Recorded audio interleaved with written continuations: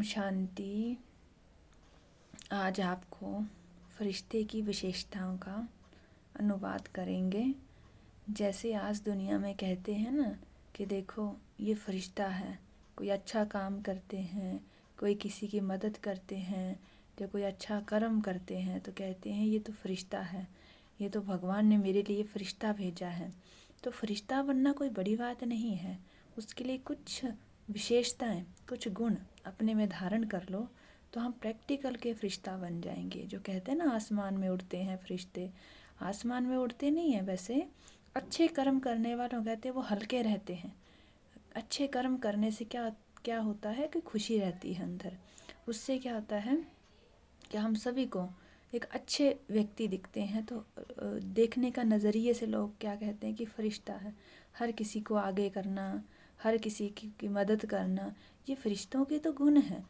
तो थोड़े से अगर हमारे में है तो थोड़े से हमें और धारण कर लेने चाहिए। तो आज आपको मैं फरिश्तों की विशेषता बताऊंगी कि फरिश्तों में विशेषता क्या होती है। तो पहला है फरिश्ता सदा देह के संबंधों और देह के पदार्थों के सूक्ष्म बंधनों से भी मुक्त सदा उड़ता पंछी बन उड़ते रहते हैं। वह कभी भी धरती पर पैर नहीं रखते, उन्हें कभी भी आकर्षण नहीं कर सकती। जहाँ वो रहेंगे वहाँ का वातावरण हल्का और स्वच्छ रहेगा और वो इतने पवित्र होंगे कि उनकी उपस्थिति में अपवित्रता की अविद्या हो जाएगी। उन्हें पहाड़ जैसी विघ्न भी रोक नहीं सकता। वो सदा विघ्न मुक्त होंगे। उनके कर्म सदा विश्व कल्याणकारी होंगे। उनका कोई भी शत्रु नहीं होगा क्योंकि वो अच्छे कर्म करते हैं, मदद करते हैं। उनका कोई शत्रु नहीं होगा। वह सर्व की मनोकामनाएं पूर्ण करने वाले होंगे। वो सदा समाधान स्वरूप होंगे। वो ज़्यादा विघ्न डालने वाले नहीं होंगे। वो दूसरों का भी समाधान करेंगे। लड़ाई झगड़े जो भी है वो उनको हल्का करने की कोशिश करेंगे। उनकी दृष्टि वृत्ति समानता वाली होगी, विश्व कल्याणकारी बेहद वाली होगी। वह किसी के भी कल्याण के लिए कहाँ भी और कभी भी उपस्थित हो जाएंगे। वो तीनों लोकों की यात्रा कर खैर खराबत की सूचना देने वाले होंगे। जो भी आत्माएं अभी संगम युग पर ब्रह्मा मुख वंशावली ब्राह्मण बने हैं और बने ही इसलिए हैं कि हमें देवता बनना है, स्वर्ग में जाना है और वहाँ स्वर्ग के सुख भोगने हैं, जिसके लिए स्वयं परमात्मा अवतरित होकर शिक्षक बन पढ़ाई पढ़ा रहे हैं और सतगुरु बन हमारा मार्गदर्शन कर रहे हैं।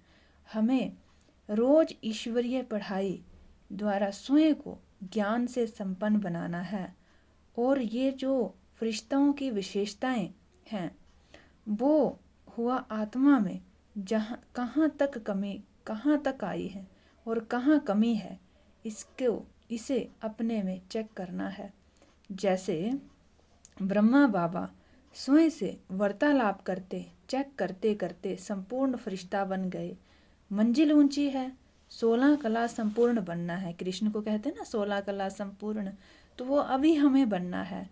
इससे अभी हमारे में कला आएंगी तब हम स्वर्ग में जा सकते हैं। इसके लिए स्वयं परमात्मा शिक्षक बन पढ़ा रहे हैं। तो ये जब तक जीना है ये पढ़ाई कभी भी मिस नहीं करनी है।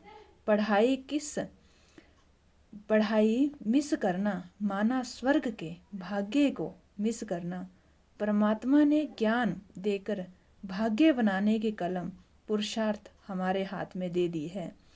इस संगम युग में आए हुए परमात्मा का, उनके साथ का, उनकी शिक्षाओं का लाभ लेते हुए जितनी लंबी भाग्य की लकीर खींच सके खींच लो। यो 2 युगों तक मिटने वाली नहीं, अभी नहीं तो कभी नहीं, क्योंकि भगवान अभी ही सृष्टि पर आकर हमें फरिश्ता बनने की, देवता बनने की जो शिक्षा है वो दे रहे हैं। बस उसके लिए हमें अपने बुरे कर्मों से अच्छे कर्मों में बदलना है। ओम शांति। तो आप सभी सेंटर में जाकर ये शिक्षाएं प्राप्त कर सकते हैं।